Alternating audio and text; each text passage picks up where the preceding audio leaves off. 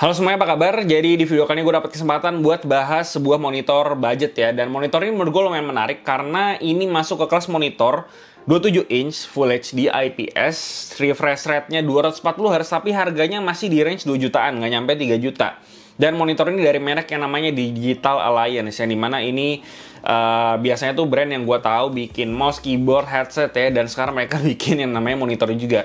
Nah, kenapa gue bilang monitor ini lumayan menarik? Karena gue sempat research juga di e-commerce kayak Tokped segala macem. Itu monitor 27 inch Full HD di range harga 2 jutaan itu paling dapat refresh rate kayak 165 Hz atau bahkan 180 Hz. Dan gue cek kayaknya ini yang bisa dibilang cukup tinggi refresh rate-nya dibandingin sama yang di range di harga segitu. Dan tepatnya ini monitor harganya di sekitar 2,7 juta. Dan sayangnya pas gue upload video ini kayaknya barangnya tuh lagi gaib. Gue sempat cek di Tokopedia juga kayaknya lagi gaib ya. Gue sempat lihat ini stoknya habis. Cuman gue sempat nanya ke DA, katanya ini bakalan restock lagi. Jadi ya silakan kalau kalian tertarik nungguin aja. Nah, jadi desainnya kurang lebih kayak gini. Ini monitor di belakang gua, dan ya seperti biasa kayak monitor-monitor zaman sekarang, bezel 3 sisi, bawahnya lumayan tebel, ada logo DA-nya di sini yang lumayan mentereng. Terus juga di bagian bawahnya itu dia ada kayak semacam pattern-pattern kecil gitu biar nggak terlalu polos-polos sama. Terus di bagian belakangnya yang deket sama si stand itu tuh dia ada kayak semacam RGB. Ya ini levelnya guna nggak guna.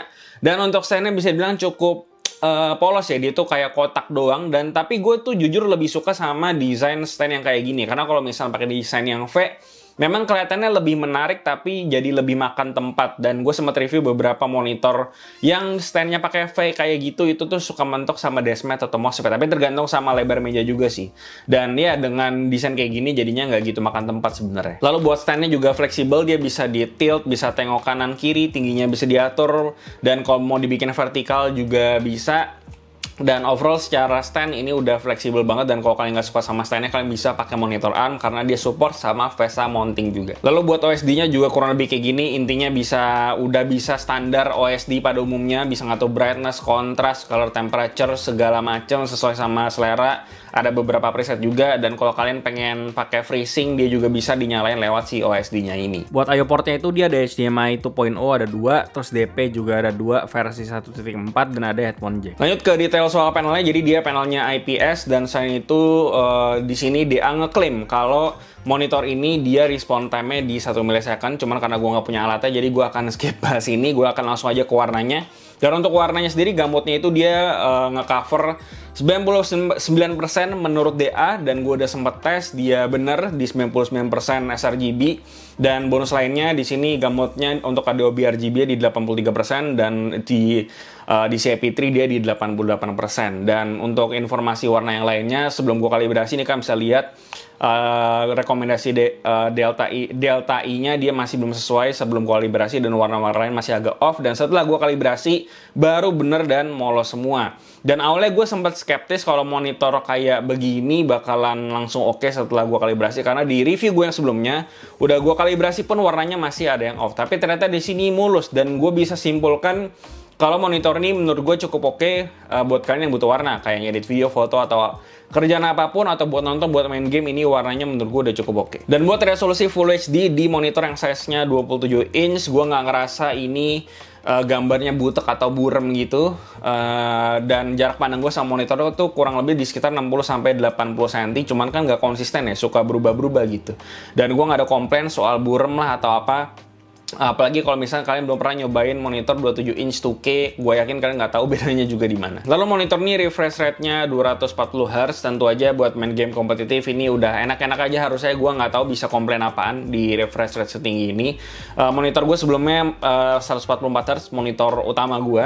Pindah ke sini tentu aja rasanya lebih smooth juga gitu ya. Intinya buat main game ya refresh rate segini gue rasa udah enak-enak aja sih. Dan paling gue mau kasih reminder ke kalian, buat kalian yang mungkin lagi kepikiran buat ngebeli monitor-monitor yang refresh rate-nya tinggi kayak gini, atau bahkan monitor lain yang refresh rate-nya juga tinggi, jangan lupa untuk cek kapabilitas dari PC atau laptop kalian dan lihat apakah si PC kalian itu hardware-nya sudah cukup mumpuni untuk ngejar si refresh rate yang di-provide sama si monitor ya. Jadi kalau misalkan 240 Hz ya kalau bisa berarti PC atau laptop kalian ngasih frame rate yang lebih dari 240 fps plus lah bisa dibilang.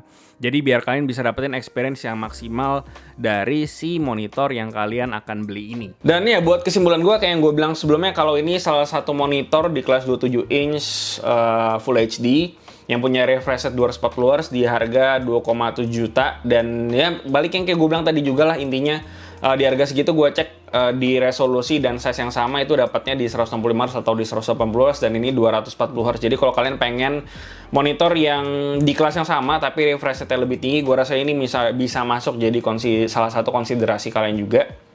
Gitu ya. Dan sisi positifnya paling soal gamutnya di sini dari yang gue tes semuanya aman. Jadi buat keperluan selain main game ini udah bisa ngelakuin hal itu ya, kayak ngedit foto, ngedit video butuh warna. Intinya ini monitor udah bisa ngelakuin hal itu juga. Dan ya untuk sisi standnya segala macam, artikulasinya bagus, kokoh juga, gue nggak ada komplain. Sisi jeleknya apa ya? Yang gue kurang suka paling dari sisi logonya aja ya. Logonya mungkin kelihatan menurut gue agak kepanjangan, mungkin bisa dibikin lebih simple, lebih baik lagi menurut gue ke depannya.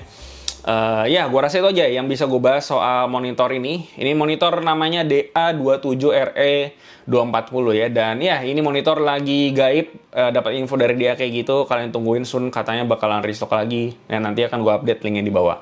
Dan gue rasa itu aja yang bisa gue bahas soal DA27RE240 ini. Seperti biasa, kasih gimana pendapat kalian di bawah. Like dan share jika bermanfaat. Follow semua sosial media kami di IG, TikTok, dan join komunitas kami juga di Discord. Semua linknya ada di bawah. Yang terakhir, jangan lupa untuk subscribe. Gue Luis dari Kleng, kita KD. Sampai jumpa di video berikutnya.